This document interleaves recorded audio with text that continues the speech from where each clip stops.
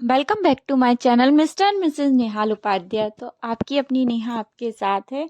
तो ये हो चुकी है हमारी मॉर्निंग और हम सुबह नहा धो के बैठ गए थे। तो हम सिकाई कर रहे हैं क्योंकि आज थोड़ा सा दर्द था पैर में, तो बस सुबह ही सिकाई कर रही थी। वैसे तो मैं दिन में 3-4 बार सिकाई करती हूँ क्योंकि डॉक्टर ने मुझे सजेस्ट किया है कि आज से आपको सिकाई करते ही रहे, जितनी ज़्यादा सिकाई करोगे उतनी जल्दी रिलीफ मिलेगा।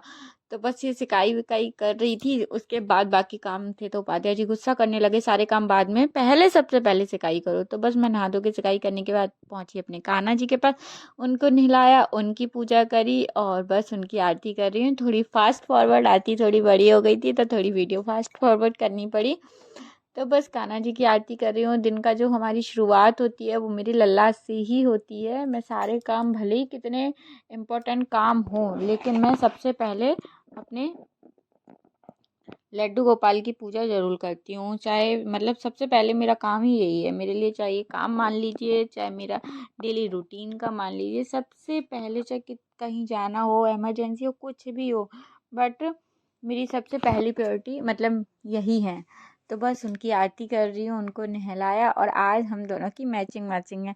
आज हम दोनों एक ही कलर की पोशाक पहने हैं, तो मतलब मेरी ड्रेस और उनकी पोशाक के कलर सेम ही सेम है। तो अब बस आ गए हम अपनी युद्ध क्षेत्र में, जो कि है हमारी किचन। इतनी गर्मी में हर लेडी के लिए, हर लड़की के लिए ये एक युद्ध क्षेत्र ही है किचन।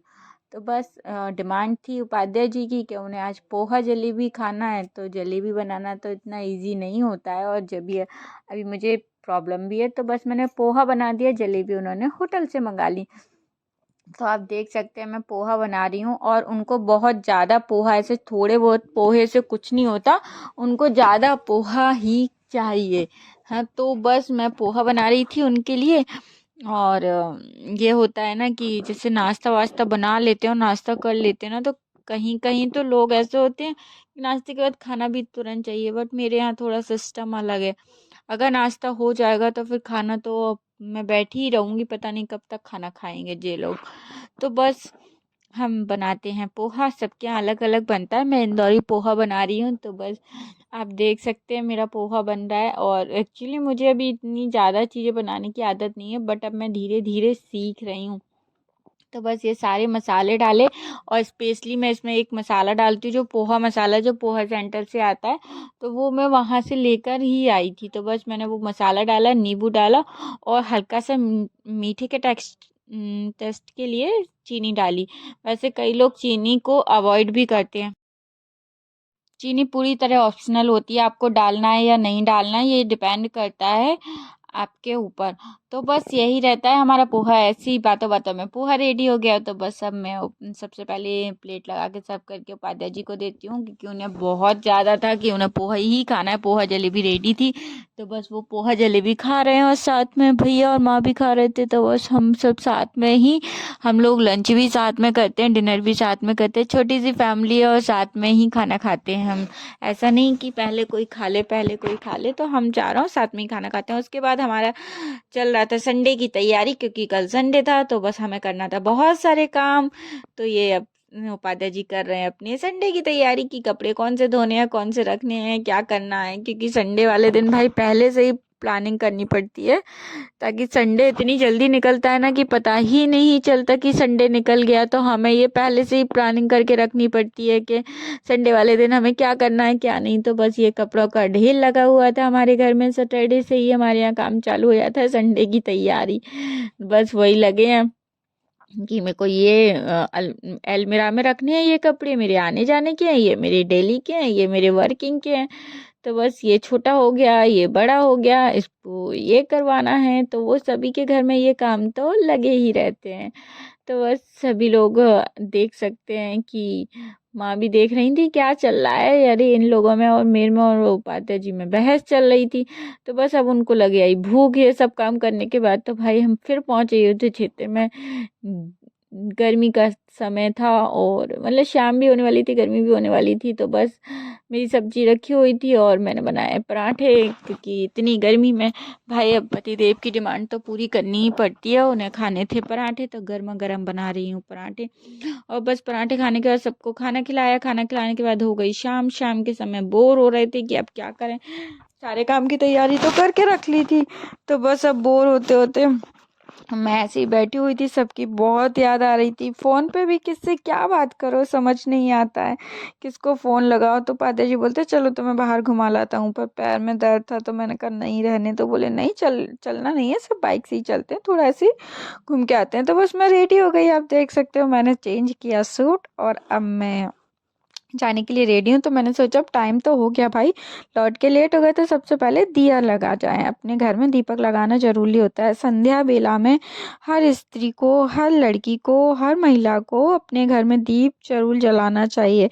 चाहे हाँ हम कितने भी व्यस्त हों, लेकिन दीप जलाने से जो नकारात्मक ऊर्जा रहती है वो हमारे घर में प्रवेश नहीं करती है। और हमें हर दिन अपने घर की दहलीज, अपने घर की तुलसी, अपने घर के मंदिर पे जो प्रदोष काल का समय रहता है संध्या बेला, उसमें दीप जरूर जलाना चाहिए। तो बस मैंने अपनी तुलसी माँ की आरती की और बस अब हम लोग जाने के लिए रेडी हो गए। तो आप देख सकते हो पादे जी बाइक निकाल रहे थे बाहर, तो बस हम लोग आ गए। तो कुछ नहीं था यहाँ, कुछ घूमने के लिए वैसे भी नहीं है। और हम जब ग्वालियर थे तो वहाँ पे पार्क है, मॉल है, मतलब ये था कि बाहर निकलो तो कहीं ना कहीं आप आराम से सुकून से घूम सकते हो, बैठ सकते हो, जगह थी। लेकिन यहाँ ये इतना छोटा सा कस्बा है कि यहाँ कोई जगह नहीं है। बस थोड़ा सा सड़क पे, हाईवे पे एक लॉन्ग ड्राइव टाइप की तो नहीं, शॉर्ट ड्राइव टाइप की हो जाती है कि हम दोनों बस एक दूसरे के साथ थोड़ा सा टाइम मिल जाता है, बाहर की हवा मिल जाती है। आप देख सकते हैं हाईवे पे कोई काम नहीं था, पर उपाध्याय जी ऐसे ही घुमाने ले गए। बस थोड़ी थोड़ी बातें करते करते स्लो स्लो गाड़ी में हम लोग घूम रहे थे। देखो चांद कितना प्यारा लग रहा है। और लेकिन हवा अभी भी इतनी रात में गर्म ही चल रही थी, और गर्मी बहुत ही ज़्यादा है। तो बस ये चांद हमारे साथ साथ चल रहा था, जो कि बहुत प्यारा लग रहा था। आप देख सकते हैं बस बातों बातों में उपाध्याय जी ले आए मुझे सब्जी मंडी, कि चलिए अब जब आए हैं तो घर के लिए थोड़ी बहुत सब्जी ले लें भाई, अब जिम्मेदारियां ज़्यादा बढ़ गई हैं। तो हमने खरीदा वाटरमेलन, जो कि अभी इस समय टेस्ट कर रहे हैं, तो फ्रीज का रखा हुआ नहीं है, बहुत गरम गरम लग रहा था। बस ये सब लेके घर आए। उसके बाद मेरे को पैर में करनी थी सिकाई, तो उपाध्याय जी ने मुझे हॉट वाटर गर्म पानी में मतलब सेंधा नमक डाल के पैर की सिकाई कर रही थी बस। और साथ में बहस कर रही थी उपाध्याय जी से, लेकर घुमाने और साथ में सब्जी वब्जी, ये फल वल वगैरह, मतलब वो मेरे बिना कुछ लेते ही नहीं हैं। तो बस हम लोगों को लेट हो गए थे, हम लोग रात में आने में। तो बस खाना वाना तो खा के ही गए थे, तो भूख तो थी नहीं इतनी।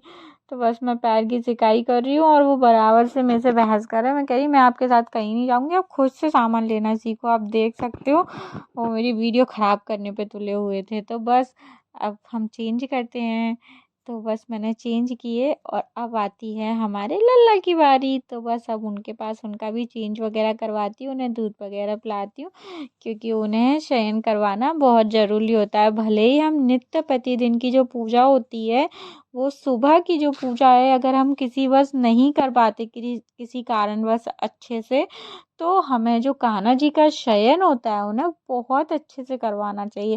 क्योंकि शयन करवाने से उनका पूरा जो दिन का फल होता है वो हमें ज़रूर मिलता है। तो बस उन्हें मैंने जल पिलाया, पहले उन्हें दूध पिलाया, फिर उन्हें जल पिलाया, और अब उनकी पोशाक चेंज करेंगे, क्योंकि अब दिन के वही उनकी पोशाक वगैरह चेंज करें जिससे वो भी रिलैक्स फील हो। और हमें रात्रि का शयन जरूर करवाना चाहिए कान्हा जी को। जिन जिन के घर में लड्डू गोपाल विराजित हैं, वो अपने कान्हा जी को शयन जरूर करवाएं, क्योंकि ये शास्त्रों में भी लिखा हुआ है। और शयन करवाने से हमें फल भी अच्छा मिलता है। तो बस लोग वक्त सुबह मॉर्निंग की जो पूजा होती है जल्दबाजी में जल्दी जल्दी करते हैं, तो टाइम ही नहीं मिल पाता। तो रात्रि का जो समय होता है वो हमें अपने लड्डू गोपाल के लिए ज़रूर निकालना चाहिए।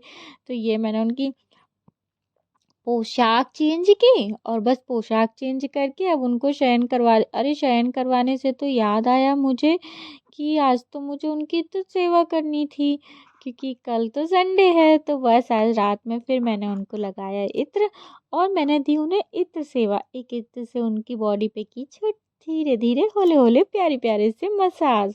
तो आप देख सकते हैं मैं उनकी कर रही हूँ इत्र सेवा। लाइटिंग का रिफ्लेक्स ऐसा पड़ता है कि प्रॉपर अच्छे से दिख ही नहीं पाता, बट मैं इसके लिए भी कुछ करूँगी आगे, जो आप प्रॉपर मेरे कान्हा जी के दर्शन करवाओ। तो बस इतनी सेवा देने के बाद अब उनकी चरण सेवा करते हैं, थोड़े उनके हाथ पैर दबाते हैं और बहुत ही प्यार से बस उनके हाथ पैर दबा के इनकी सेवा करके जो सुकून मिलता है, सच में आप लोग करके देखिए, जो सुकून शांति मिलेगी वो कहीं नहीं मिलेगी। बस श्री राधे हरि बोल, वो सो गए, अब हम अपना दूध पीते हैं, क्योंकि अभी मेरी चोट भी लगी हुई है, तो दूध में मैं हल्दी डाल के हल्की सी पी रही हूँ। बस सब पीने के बाद हम चलते हैं सोने। अगर आपको मेरा ब्लॉग पसंद आया हो तो please like and share and subscribe जरूर कीजिए। Thank you.